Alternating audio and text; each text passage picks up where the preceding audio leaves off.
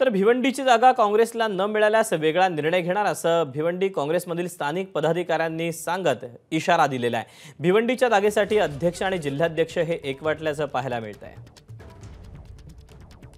मावळमध्ये आम्ही सांगितलं का आता शिवसेना आणि राष्ट्रवादीमध्ये फ्रॅक्शन झाल्यानंतर आज काँग्रेस त्यांना तुल्यबल पक्ष आहे आणि म्हणून हे कोकणामध्ये सीट शेअरिंग होताना प्रत्येक पक्षाला 2-2 असं व्हायला पाहिजे आणि त्याच्यासाठी आपण काँग्रेसला मावळ द्या अशी आमची मागणी होती। आणि भिवंडी आज ज्या पद्धतीने चाललंय त्याच्यामुळे आमच्या कोकणामध्ये 6 पैकी जर भिवंडीवर सुद्धा त्यांचा जर दबाव तंत्र जर राष्ट्रवादी चालला असेल तर याची प्रचंड नाराज आहे। पक्ष शिस्तींकडनं आम्हाला क्लिअर कट सूचना येत नाही की ही सीट आपण राष्ट्रवादीत सोडली तोपर्यंत आम्ही आमची भूमिका तुमच्यासमोर मांडणार नाही, पण ज्यावेळेस ही सीट जर राष्ट्रवादी दिली त्यानंतर आम्ही सर्व मीटिंग घेऊ आणि काय करायचं तो निर्णय पक्ष शिस्तींना करू। एबीपी माझा, उघडा डोळे बघा नीट।